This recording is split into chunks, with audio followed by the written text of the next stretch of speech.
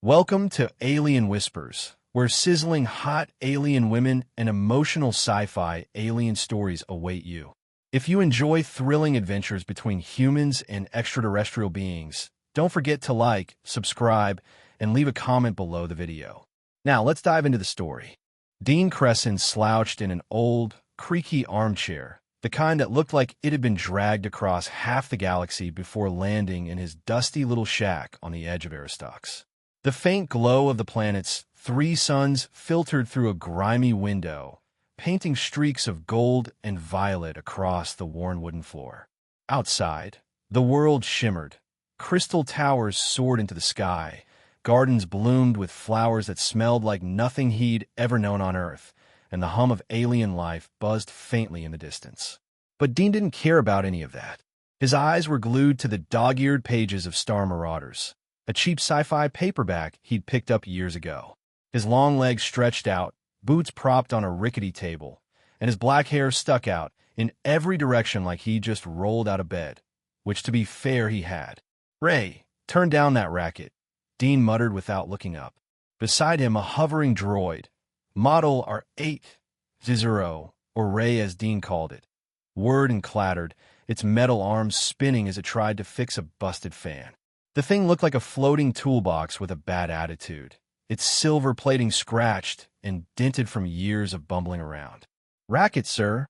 Ray's voice buzzed through a speaker, a mix of sarcasm and mechanical whine.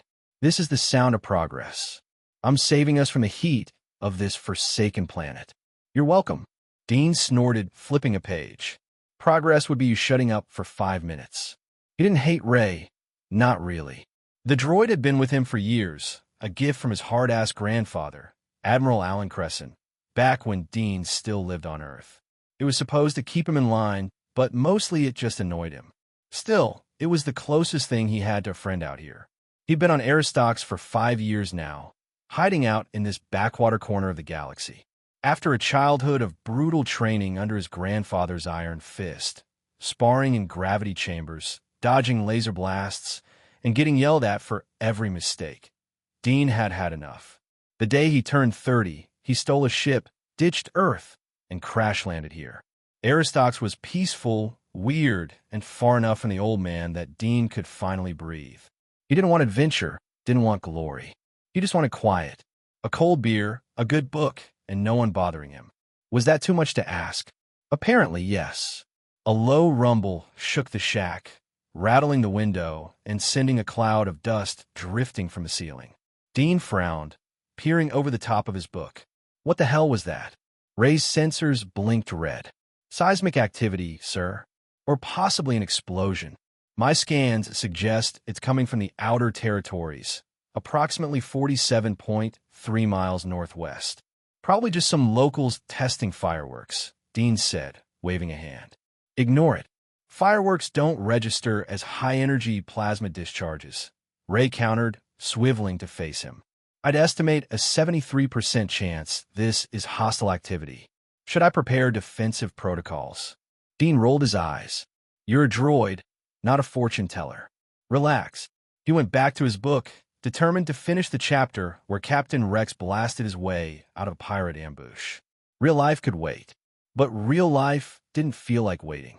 The rumble came again, louder this time, followed by a sharp crack that made the table jump. Dean's boots slid off, and he cursed under his breath as Star Marauders fell to the floor. "Okay, that's annoying."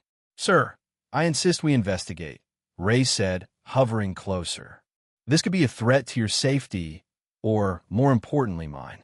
I'm too magnificent to be scrapped by some alien hillbilly with a plasma cannon." Dean rubbed his temples. "Fine. Pull up a scan or something. But if it's nothing, you're polishing this shack top to bottom." Ray's lights blinked in what Dean swore was a smirk. A hollow screen flickered to life, projecting a grainy image of the outer territories. Jagged cliffs, glowing crystal veins, and plumes of smoke rising from what looked like a crater. Tiny shapes moved in the chaos, too small to make out. Magnifying now, Ray chirped. The image zoomed in, revealing armored figures wielding weapons that pulsed with blue energy. They weren't locals. They were soldiers. "Great," Dean groaned, leaning back. Just what I needed, someone else's war. Before he could finish complaining, the door to his shack burst open with a bang. Dean jolted upright, hand instinctively reaching for the old blaster he kept under the table. Four figures stepped inside, their silhouettes framed by the blinding sunlight. As his eyes adjusted, he realized they weren't soldiers, or at least not the kind he expected. They were women. Stunning, otherworldly women. The first was tall and commanding, her skin a soft violet that shimmered like the planet's crystal spires.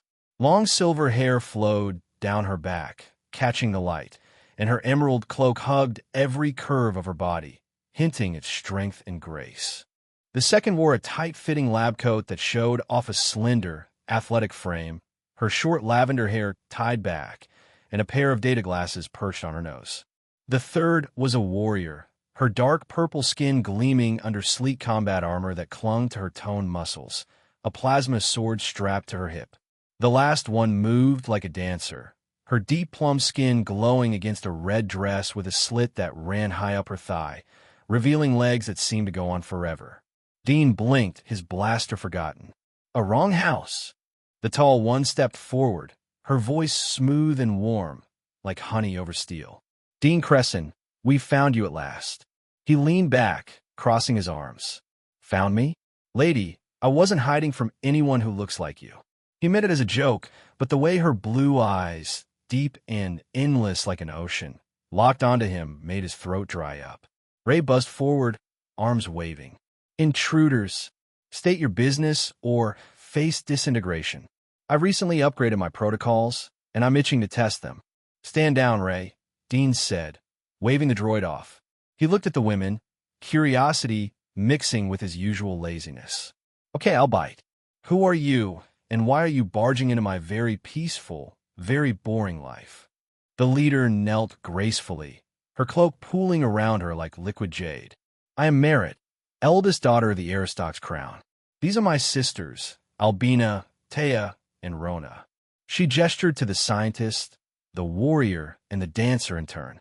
We've come because Aristox is in danger, and you're the only one who can save it. Dean stared, then laughed, a short, sharp bark. Me? Save a planet? You got the wrong guy. I'm just an Earth drifter who likes cheap books and cheaper beer. Try the next shack over. Merritt didn't flinch. She reached out, her fingers brushing the gold medallion hanging around his neck, a trinket he'd worn since he was a kid, though he couldn't remember where it came from. This says otherwise, she said softly. The royal medallion marks you as our champion. He pulled back, frowning. This old thing? It's just a keepsake. Doesn't mean anything. It means everything. Albina cut in, her voice crisp and precise. She tapped her glasses, and a holomap flared up, showing Aristox dotted with red markers. General Varkon, a traitor, is attacking our borders with an army of cyborgs. Those explosions you heard? That's him. He wants the throne, and he'll burn this planet to get it. Taya gripped her sword, her eyes narrowing. We need a fighter, someone who can stand up to him. And someone to lead us, Rona added, her smile slow and dangerous, like she knew exactly how to twist a man's arm or his heart. Dean rubbed his face, groaning. Look, I'm flattered, really. You're all, impressive. But I don't do hero stuff. I left that life behind years ago. Merritt stood, stepping closer. Her scent, something floral and alien, hit him like a wave, and he couldn't look away from those ocean blue eyes. You don't understand, Dean. If Varkon wins, Aristox falls. Our people die. Vudi. She paused, her voice dropping to a whisper. I remember you from long ago. A boy who fought for a fruit because he wouldn't back down. That's who we need now. A flicker of memory sparked in his mind. Violet skin, a pink lake, a girl's laughter, but it vanished before he could grab it. He shook his head. You've got the wrong guy. I can barely fight off a hangover these days. Ray piped up. Sir, I must agree with the stunning intruders. My scans confirm multiple hostiles converging on this region. If we don't act, they'll reach us in approximately 17 hours. Dean glared at the droid. Whose side are you on? The side of survival, Ray shot back. And possibly profit. I could sell their livers on the black market if this goes south. Merritt ignored the droid, her gaze steady on Dean. Come with us. See for yourself. If you still say no, we'll leave you to your books. But if you're the man I think you are, you won't turn away." He wanted to say no. Every bone in his body screamed to stay put, crack open another beer, and let someone else deal with this mess. But the way she looked at him, like she saw something he'd buried long ago, made his chest tighten. And those sisters of hers? Hell, they were a sight no man could easily walk away from. "Fine," he said at last, standing up with a groan. "But if I die, I'm haunting all of you. Especially you, Ray." Merritt smiled, small but real, and the others nodded. "Good," she said. "Our ship's outside. Let's move." Dean grabbed his blaster, tucked Star Marauders under his arm, and followed them out into the violet glow of Aristox. The explosions rumbled closer now, a promise of trouble he'd spent years running from. He didn't know it yet, but his quiet exile was over, and the galaxy was about to remind him who he really was. Dean Crescent trudged behind the four princesses, his boots kicking up dust as they led him out of his shack and into the violet haze of Aristox.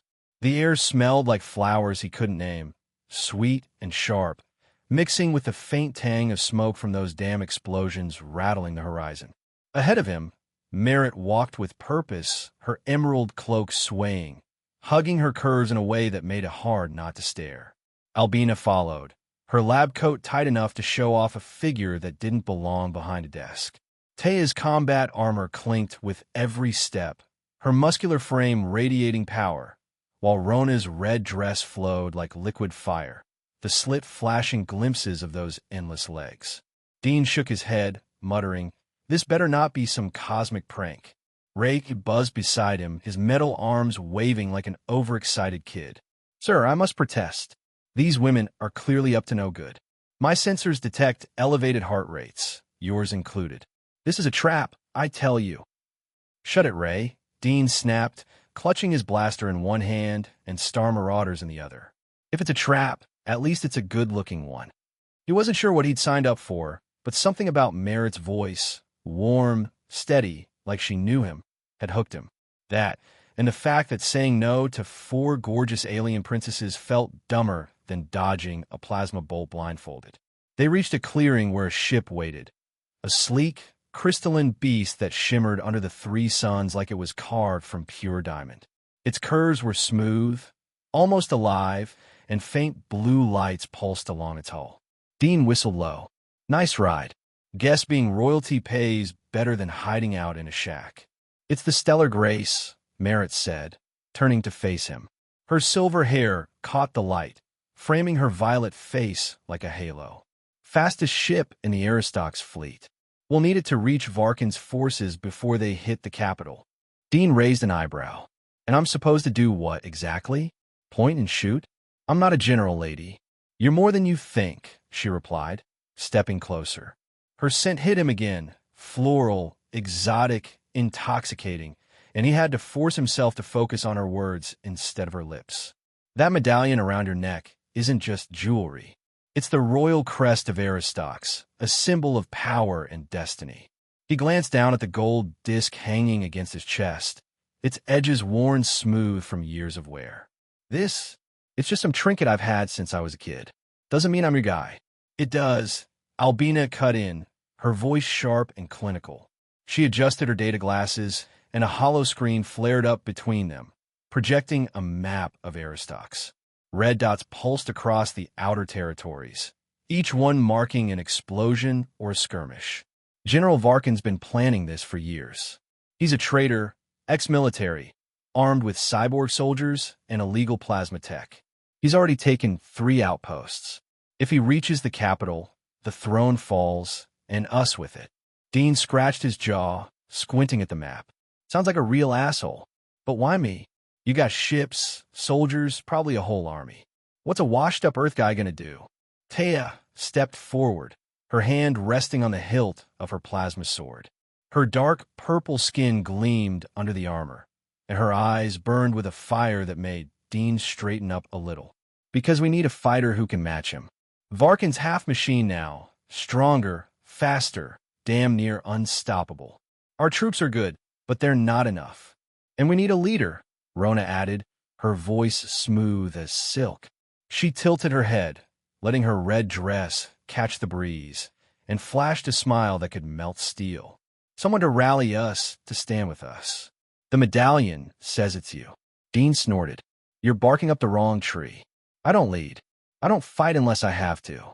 And I sure as hell don't wear a crown. Merritt didn't back off. She closed the gap between them, her face inches from his, those ocean blue eyes locking onto his with an intensity that made his pulse jump. You don't have to want it, Dean. You just have to do it. Varkon won't stop. He'll kill our people, burn our cities, and take everything we've built. I'm asking you. We're asking you to help us stop him. Ray's lights blinked red. Sir, this is a classic seduction ploy. They're using their considerable assets to manipulate you. I recommend immediate retreat. Dean shot the droid a glare. Ray, if you don't zip it, I'm selling you for spare parts. He looked back at Merritt, then at the others. They weren't begging. They were demanding, like they already knew he'd say yes. And damn it, part of him wanted to. Not because he cared about crowns or planets, but because something in Merritt's voice stirred a memory he couldn't shake. A kid's laughter, a flash of violet skin, a promise he didn't remember making. All right, he said finally, holstering his blaster. I'll tag along, see what's what. But don't expect me to play hero. If this Varkon guy's as tough as you say, I'm not dying for you. Merritt's lips curved into a small, relieved smile. That's all we need for now. Get on the ship. He followed them up the ramp, Ray muttering complaints the whole way. Inside, the stellar grace was a marvel. Walls of translucent crystal, control panels glowing with soft light, seats that molded to your body like they were alive. Dean flopped into one, propping his boots up as Albina took the helm, her fingers flying over the controls. Taya checked her weapons. Rona adjusted her dress with a practiced grace, and Merritt stood by a viewport, staring out at the shrinking landscape as the ship lifted off. So, Dean said, breaking the silence, what's the plan? Fly in, shoot the bad guy, call it a day? It's not that simple, Albina replied, her glasses reflecting streams of data. Varkin's forces are entrenched. We're heading to the border outpost he's targeting next. If we can hold it, we buy time to rally the Royal Guard. And you're the key, Merritt added, turning to him. The medallion isn't just a symbol, it's a claim. By our laws, whoever wears it can challenge for the throne. Varkon knows that.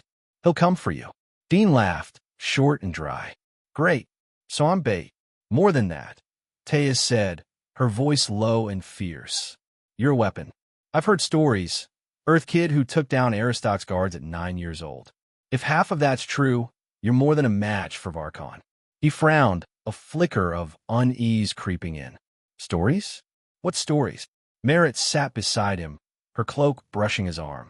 24 years ago, you came here with your grandfather, Admiral Crescent. You were just a boy, but you left an impression. I was 7. We met in the palace gardens. You fought off 3 guards because they wouldn't let you pick a fruit from the royal orchard. I gave you that medallion afterward. The memory hit him like a punch, blurry, fragmented, but real. A pink lake, a girl with violet skin tossing a stone at his head, her laugh ringing in his ears. Wait, he said, sitting up. That was you. She nodded, her eyes softening. I knew it was you the moment I saw the medallion. You promised you'd keep it. And you have. Dean leaned back, running a hand through his hair. Huh, guess I'm not great with promises. I don't remember. You'll remember this one, Rona said, her tone teasing but sharp. Because we're not letting you forget. The ship jolted, cutting off his reply. Albina cursed under her breath. Incoming. Varkin scouts, 3 fighters closing fast. Taya was on her feet in an instant, sword humming to life. I'll man the turrets. Dean, you with me? He groaned but stood, grabbing his blaster. Fine. But if I get shot, one of you owes me a beer. Deal. Taya shot back, grinning as she bolted for the weapons bay. Dean followed, Ray trailing behind with a string of protests. Through the viewport, he saw them, 3 jagged ships, black and sleek, spitting blue plasma bolts that rocked the stellar grace. Taya slid into the turret controls, her hands steady as she fired back, streaks of light tearing through the void. Dean braced himself against a wall, aiming his blaster through a side port. He wasn't fast. 15 years in that damn gravity armor had made him sluggish, but he was accurate. His first shot clipped a fighter's wing, sending it spinning. Taya took out another with a perfect blast, and the third peeled off, retreating into the dark. "Nice shot," she said, glancing at him with something like respect. "Lucky shot," he corrected, holstering the blaster. "Don't get used to it." The ship steadied, and Merritt's voice came over the comms. "We're clear for now. Dean, get up here." He trudged back to the cockpit, slumping into his seat. Merritt stood over him, her presence commanding but warm. "You're in this now," she said. "No turning back." "Yeah, I noticed," he muttered, meeting her gaze. Her face was close, too close, and for a second, he forgot the explosions, the cyborgs, the whole damn mess. Then Ray buzzed in, breaking the moment. "Sir, if I may, your heart rate is alarmingly high. Should I administer a sedative?" Dean swatted at the droid. "Get lost, Ray." He looked at Merritt, then the others. "All right, princesses, you've got me. What's next?" Merritt knelt again, her hand resting on his knee, a touch light but electric. "Next we fight, and you claim us, all of us, to save Aristox. Will you do it?" He swallowed hard, the weight of her words sinking in. Claim them? Fight a war? He just wanted his quiet life back. But those eyes, those voices, everything about them pulled at something deep inside him. "We're going to owe me more than a beer," he said finally. Her smile widened. "We'll owe you a kingdom." The stellar grace hummed as it sped toward the border, carrying Dean Crescent, a man who'd run from everything, straight into a battle he couldn't avoid. And somewhere in the back of his mind, he wondered if he'd just made the dumbest or best decision of his life. The stellar grace hummed through the void, its crystalline hull cutting a sleek path toward the border of Aristox. Dean Crescent slumped in a cushioned seat near the cockpit, his boots propped up on a glowing console despite Albina's sharp glares. His blaster rested on his lap, and Star Marauders lay open beside him, but for once he wasn't reading. His eyes kept drifting to Merritt, who stood by a viewport, her violet silhouette framed against the streaking stars. Her emerald cloak hugged her body like a second skin, and that silver hair shimmered like it was woven from moonlight. He didn't know why, but looking at her made his chest feel tight, like something long buried was clawing its way up. "Stop staring, sir," Ray buzzed, hovering too close for comfort. The droid's metal arms waved, polishing a non-existent smudge on its plating. "Your vital signs are erratic. I'm detecting a 42% increase in adrenaline. Should I fetch a cold compress?" Dean swatted at him. "Keep your sensors to yourself, Ray. I'm Phoenix." He wasn't fine. Not really. He just shot down a fighter ship, something he hadn't done since his teens, and now he was stuck on a royal spaceship with four princesses who thought he was some kind of savior. All because of a damn necklace he couldn't even remember getting. Merritt turned from the viewport, catching his gaze. "You're quiet," she said, her voice soft but steady. "Second thoughts?" "More like 10th thoughts," he replied, leaning back. "I'm still waiting for the part where you tell me this is all a big misunderstanding and I can go home." She smiled, a small, knowing curve of her lips, and walked over, sitting beside him. Her scent hit him again, that exotic floral mix that made his head spin. "No misunderstandings, Dean. You're exactly where you need to be." "Uh-huh," he said, skeptical. "And where's that?" "Flying into a war I didn't sign up for." "Where you belong," she corrected, her blue eyes locking onto his. "You don't remember, do you? What happened 24 years ago?" He frowned, rubbing the gold medallion between his fingers. "You keep saying that. Something about a kid and a fruit. It's fuzzy. I was 9, maybe. My grandfather dragged me all over the galaxy back then. Aristox was just another stop." "Let me help you," she said, leaning closer. Her hand rested lightly on his arm, and the touch sent a jolt through him. Warm, electric, and way too distracting. "Close your eyes." "What, like some mind trick?" he asked, but her stare didn't waver, and he sighed. "Phoenix, but if you're hypnotizing me, I'm not clucking like a chicken." He shut his eyes, and her voice flowed over him, smooth and low. Picture the palace gardens. Crystal spires overhead, 3 suns in the sky, a lake so pink it looked like candy. You were there, running around with a stick, pretending it was a sword. And I was watching from a wall, a little girl with silver hair. The memory flickered, faint at first, then sharper. He saw it, himself at 9, skinny and scrappy, swinging a branch like he was some hotshot space pirate.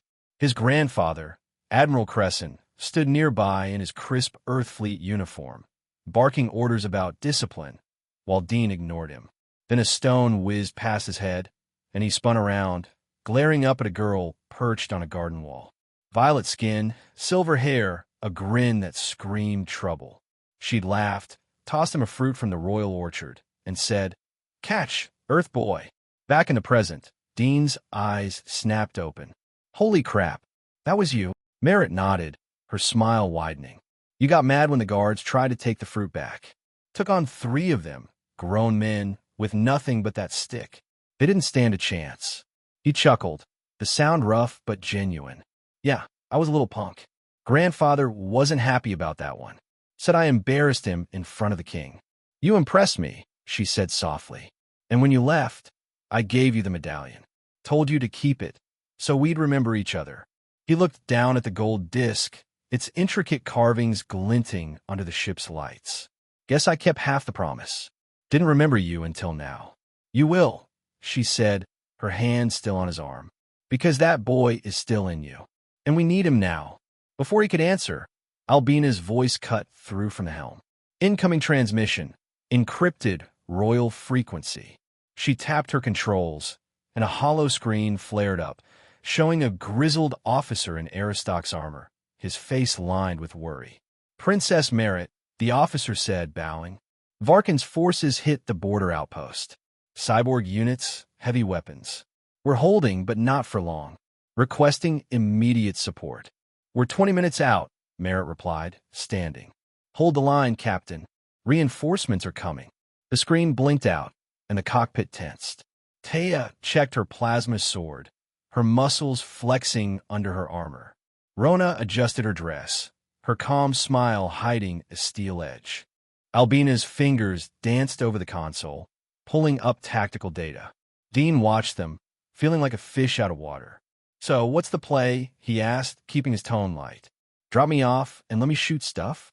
"You're more than a gun," Merritt said, turning to him. "The medallion gives you a claim to the throne. By law, you can challenge Varkan directly, beat him, and his army folds." Dean laughed, loud and sharp. "You want me to fistfight a cyborg general? Lady, I can barely lift my blaster these days."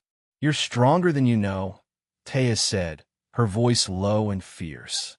"Those stories about you, they're not just talk. You got something special." "Special's one word for it," he muttered, shifting in his seat. His arms felt heavy, sluggish like they always did.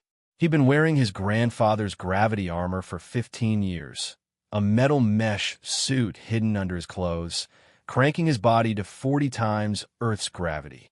It was supposed to make him tough, unbreakable, but mostly it just made him tired. He hadn't taken it off since he was 20, too stubborn to admit he couldn't handle it. The ship jolted hard, throwing him forward. Alarms blared, red lights flashing across the cockpit. "Ambush!" Albina shouted. 6 cyborg fighters, port side. Dean cursed, grabbing his blaster as the stellar grace rocked under plasma fire. Taya bolted for the turrets again, yelling, "Dean, cover me!" He stumbled after her, Ray buzzing behind with a stream of complaints. Through the weapons bay viewport, he saw them. 6 hulking figures in black armor, jetpacks flaring as they latched onto the ship's hull.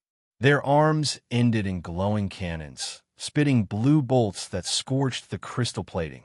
Taya fired the turret, taking out one, but the others closed in fast. "Ray, do something useful." Dean snapped, aiming his blaster out of port.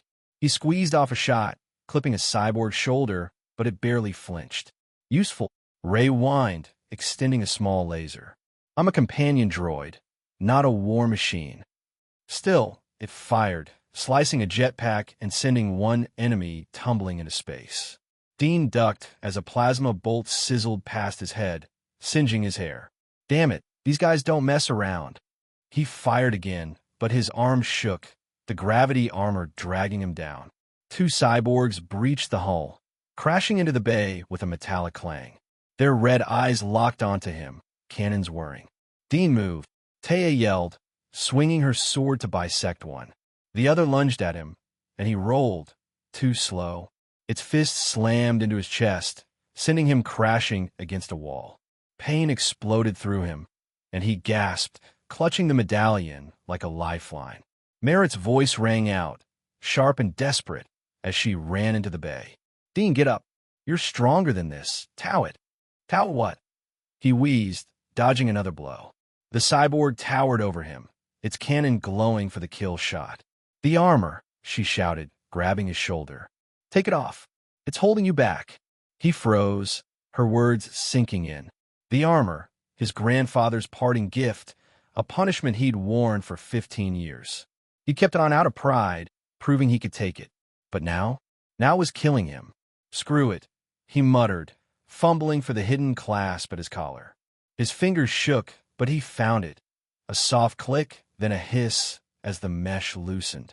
The suit fell away, clattering to the floor with a thud that dented the metal deck. 30 pounds of steel and circuits gone. Dean stood, and it was like waking up from a bad dream.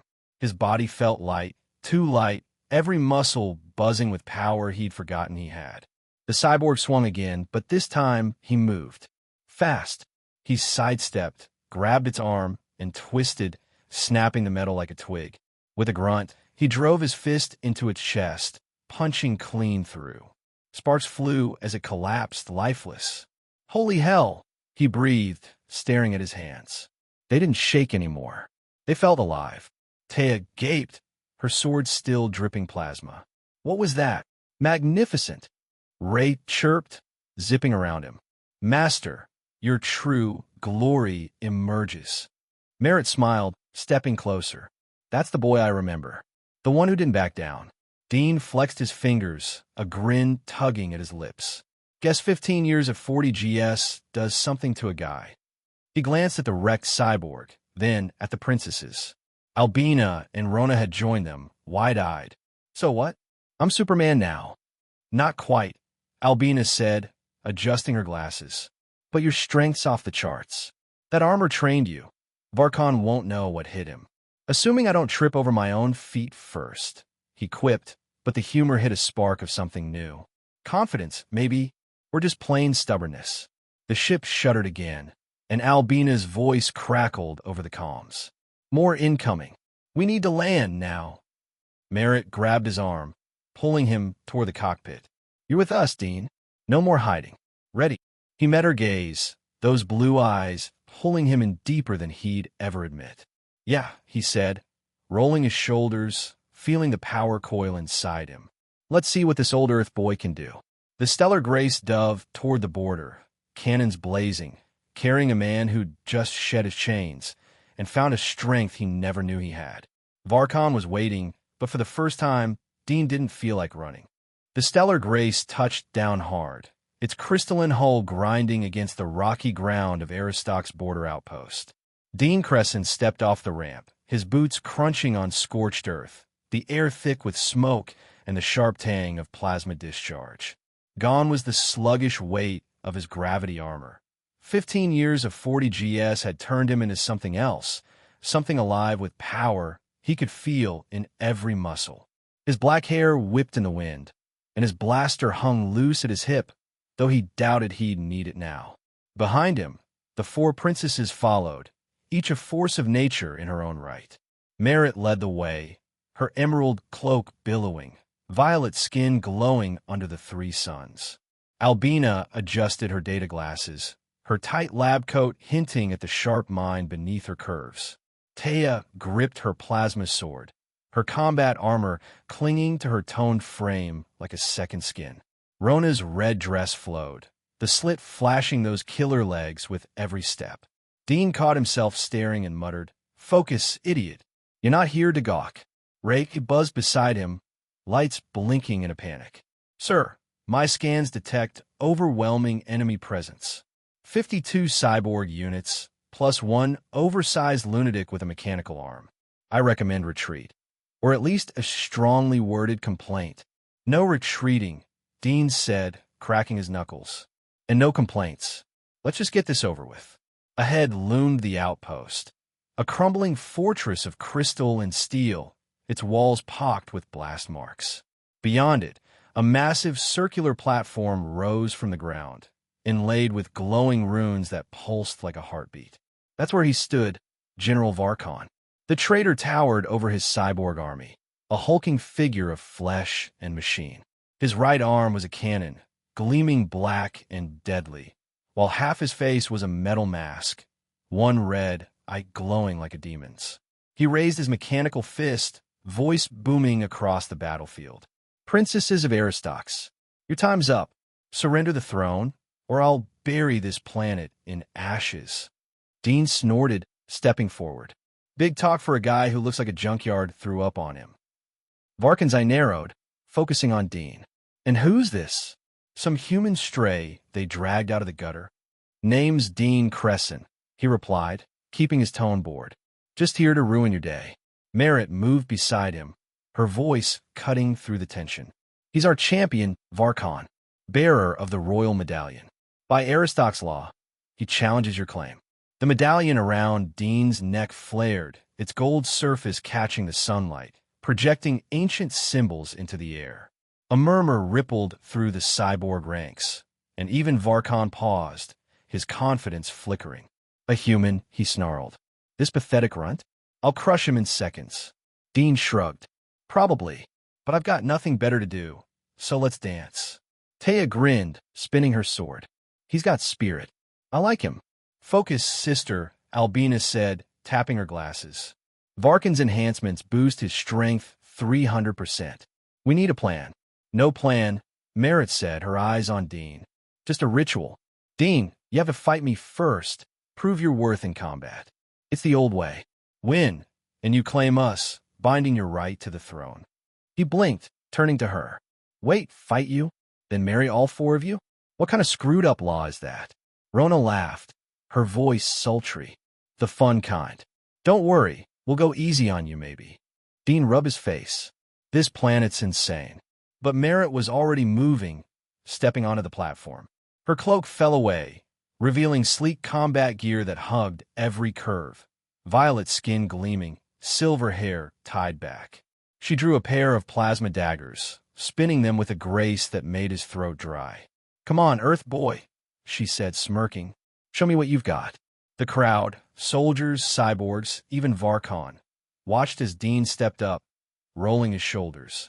All right, but don't hate me when I win. Make it look good, she whispered, lunging at him. She was fast, damn fast. Her daggers slashed in a blur, and Dean dodged, feeling the air hum where the blades passed. Without the armor, his body moved like lightning, every step light, every reflex sharp. He caught her wrist mid-strike, twisting just enough to throw her off balance, then ducked a kick aimed at his head. The crowd gasped, but he grinned. Nice moves. You too, she panted, breaking free. They circled, trading blows, her dagger sparking against his fists, his blocks turning her attacks into a dance. It wasn't real fighting. It was a show, choreographed to convince the onlookers. She whispered between strikes, "Sweep my legs. End it." He nodded, feinting left, then hooked her ankle with his foot. She went down gracefully, and he pinned her, one hand on her wrist, the other at her shoulder. Just enough pressure to signal victory, not a scratch on her. The platform's runes flared bright, and a cheer erupted from the royal guards who'd gathered. The champion prevails, an old officer shouted, his voice trembling with awe. By law, he claims the daughters of the crown. Dean leaned down, still pinning Merritt. Guess it's my cue. Tradition demanded a kiss to seal it, and hell, he wasn't complaining. He pressed his lips to hers, meant it as a quick, ceremonial thing, but her warmth, her taste, hit him like a shockwave. She kissed back, fierce and real, and for a moment, the battlefield faded. When he pulled away, her blue eyes sparkled, a flush on her violet cheeks. Damn, he muttered, helping her up. That was unexpected. Get used to it, she said, breathless but smiling. Varkin's roar shattered the moment. Deception. This human cheats. His cannon arm whirred, morphing into a glowing barrel. Kill them all. Cyborgs surged forward, but the royal guards met them, blades clashing against metal.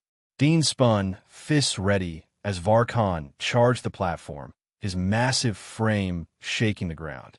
You're mine, human. Bring it. Dean shot back, dodging a blast that scorched the stone where he'd stood. Without the armor, he was a blur, sidestepping, weaving, closing the gap. Varkon swung his cannon arm, and Dean caught it, muscles straining as he twisted it upward. The metal groaned, then snapped, sparks flying. How's that for pathetic? Dean grunted, driving a knee into Varkin's gut. The general staggered, but his other hand, a claw now, slashed at Dean's chest, ripping his shirt. Blood trickled, but Dean didn't flinch. He grabbed the claw, yanked Varkon forward, and slammed his fist into the metal mask. It cracked, the red eye flickering. Taya leapt in, her sword slicing through a cyborg rushing Dean's flank. Nice punch. My turn. She spun, cutting down two more, her armor glinting with every move. Albina tapped her wrist device, and a swarm of drones buzzed from the stellar grace, zapping cyborgs with electric pulses. Targeting systems hacked. Focus on Varkon. Rona darted through the chaos, her voice weaving commands like magic. Guards, left flank. Push them back. Her dress flared, and Dean caught a glimpse of those legs again, distracting him just long enough for Varkon to land a hit, a glancing blow that sent him skidding across the platform. Pay attention, Merritt yelled, throwing a dagger that lodged in Varkin's shoulder. The general roared, ripping it out, but Dean was back on his feet, blood dripping, eyes hard. All right, Tin Man, he said, charging. He ducked a wild swing, grabbed Varkin's cannon arm, and used the bastard's own momentum to flip him over his shoulder. The general crashed down, cracking the platform, and Dean leapt, driving both fists into his chest. Metal buckled, circuits sparked, and Varkin's eye dimmed, his body going still. Silence fell, broken only by the hum of dying cyborgs. The guards cheered, weapons raised, as Dean stood over Varkon, breathing hard. Guess that's that. Merritt stepped up, her hand on his arm. You did it. We did it, he corrected, glancing at the sisters. They were battered but unbroken. Taya wiping her sword, Albina shutting down her drones, Rona smoothing her dress with a smirk. The old officer approached, bowing low. The challenge is won. The throne is secure. By tradition, the champion weds the crown's daughters, uniting the bloodlines. Dean blinked. Right now, Merritt said, her voice firm but warm. The platform glowed again, and the sisters formed a semicircle around him. Guards and survivors watched as the officer chanted ancient words, the runes flaring brighter with each vow. Dean repeated them, half-dazed, promising to protect Aristox and its queens. Then came the kisses, each one quick, ceremonial, but Merritt's lingered again, her lips soft and fierce, sealing something deeper than law. When it ended, the crowd roared, and Dean stood there, a king in a torn shirt, surrounded by 4 women who'd just turned his life upside down. So, he said, catching his breath, I'm married to all of you? This is going to take some getting used to. Taya laughed, sheathing her sword. You'll manage. Or we'll manage you. Rona teased, her eyes glinting. Albina adjusted her glasses, smirking. Statistically, you're stuck with us. Deal with it. Merritt stayed close, her hand brushing his. Welcome to the family, Dean Crescent. Ray zipped over, lights flashing.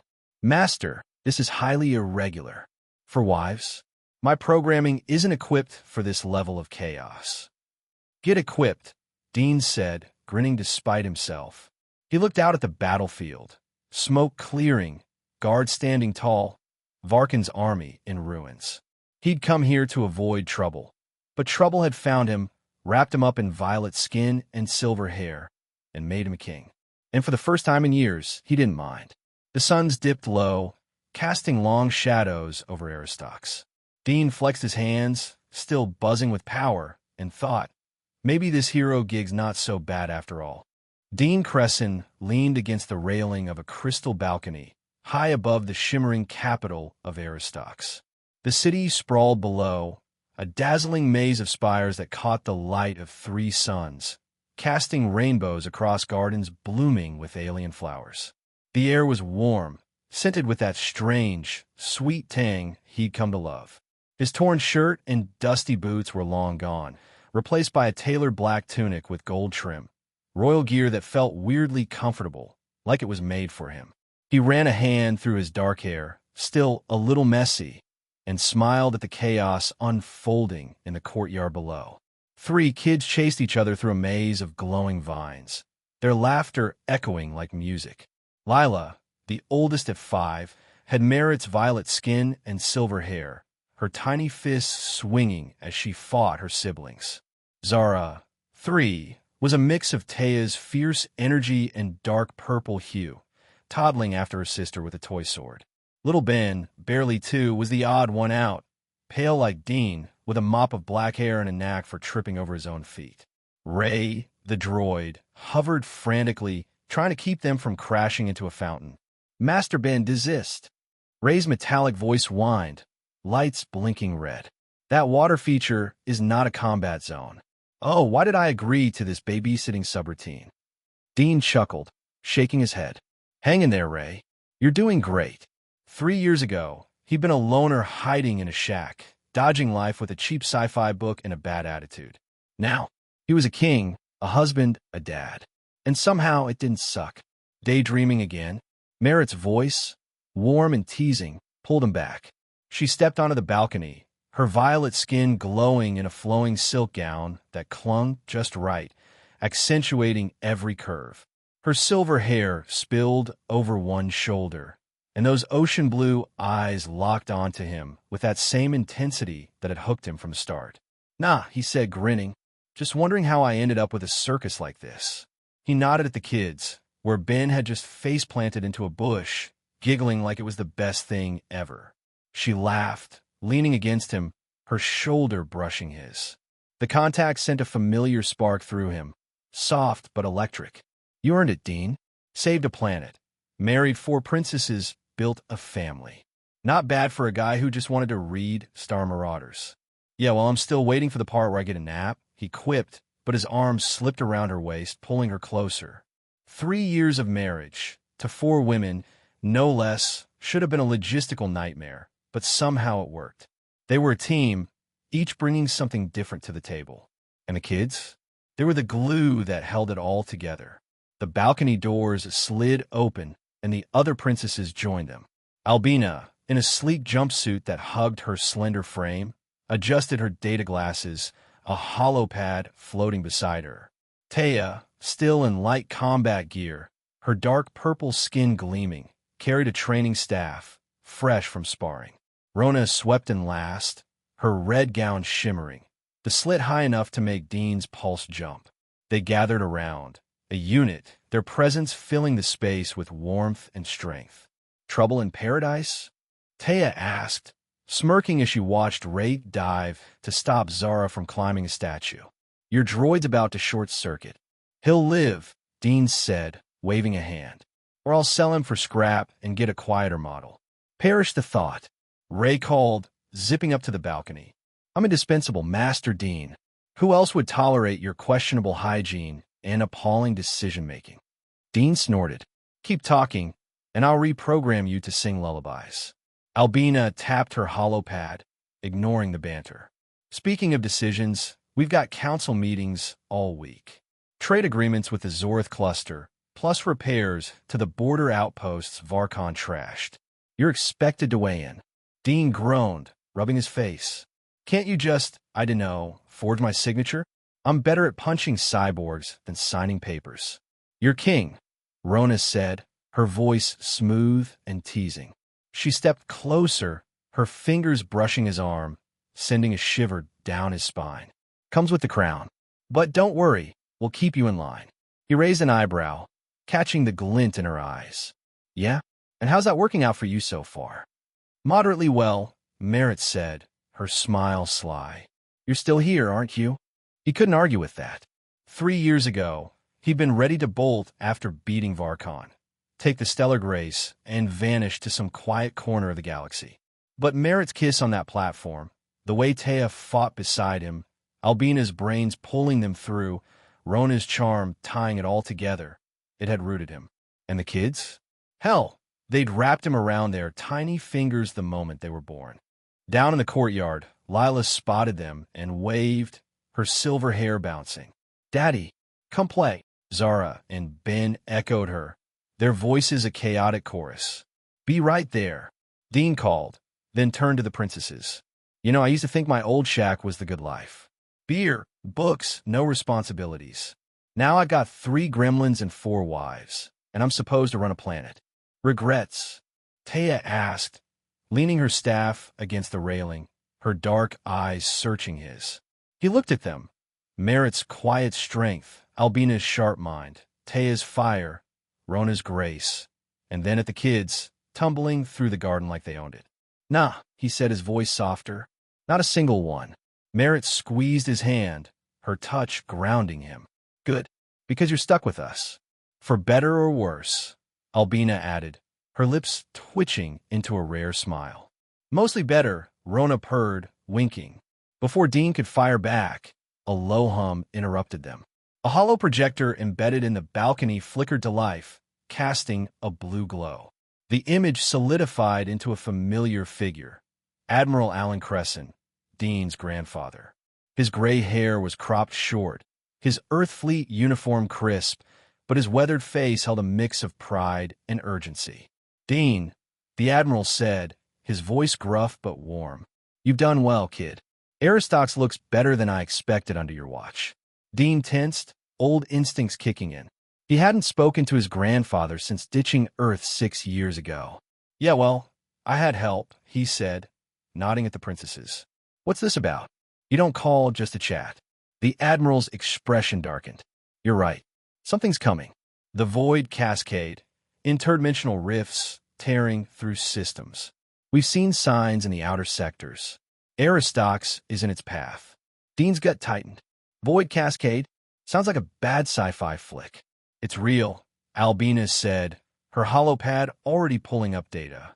Graphs and scans flashed, showing swirling anomalies in space. Unstable energy fields, capable of shredding planets. If it reaches Aristox, we're done. Merritt's hand tightened on his. How long do we have? Months, maybe less, the Admiral replied. I'm sending coordinates to a relay station with more intel. Dean, you need to gear up. The medallion you wear, it's more than a crown. It's a key, tied to tech older than Aristox itself. Find it, use it, or the cascade will swallow you all. The hollow blinked out, leaving silence. Dean stared at the spot where his grandfather's image had been, the weight of it sinking in. Great, he muttered, just when I thought I could catch a break. Ray's lights flashed in a frenzy. Master, this is catastrophic. Interdimensional rifts? My warning doesn't cover apocalypses. Calm down, Ray, Dean said, though his own pulse was racing. He looked at the princesses, their faces a mix of resolve and worry. So what's the move? We sit tight or chase this ghost story? We fight, Taya said, her voice hard. Always. We research, Albina corrected, tapping her pad. If the medallion's a key, we need to know what it unlocks. We prepare, Rona added, her calm masking steel. The people will look to us, to you, Dean. Merritt met his eyes, her gaze steady. You faced worse. Varkon was nothing compared to this, but you didn't back down then. You won't now. He wanted to argue, to say he wasn't cut out for saving planets again. But the kid's laughter drifted up, and he glanced down at Lila, Zara, and Ben, oblivious to the storm coming. His family, his home. He'd run once, left everything behind. Not this time. All right, he said, straightening. We dig into this void cascade thing. Find that tech, kick some interdimensional ass if we have to. But I'm going to need a beer first. Merritt laughed, pulling him close, her lips brushing his cheek. Soft, warm, a promise. You'll get your beer. After. Taya clapped his shoulder, grinning. Good. I was worried you'd gone soft. Soft. Dean scoffed, flexing an arm, the strength from years of gravity training still there. Keep dreaming. Rona stepped in, her fingers trailing across his chest, playful but deliberate. Oh, we'll keep you sharp, Your Majesty. Albina rolled her eyes, but smirked. Focus, people. I'm scheduling a council briefing for dawn. As the princesses moved inside, Dean lingered, looking out at Aristox. The suns dipped low, painting the sky in fiery hues. He touched the medallion, its surface warm, almost alive. A key, his grandfather said. To what? He didn't know, but he'd find out. For his wives, his kids, his people. Ray hovered nearby, calmer now. Master, if I may, you've changed. The shack dweller is gone. This suits you. Dean smirked, ruffling Ben's hair as the boy toddled up, clinging to his leg. Yeah, Ray. Guess it does. He scooped Ben into his arms, joining the others inside, the medallion glowing faintly against his chest. The void cascade was coming, but Dean Crescent, human, king, father, was ready. A new dawn was here, and whatever lay ahead, he'd face it with a family by his side and a fight worth winning.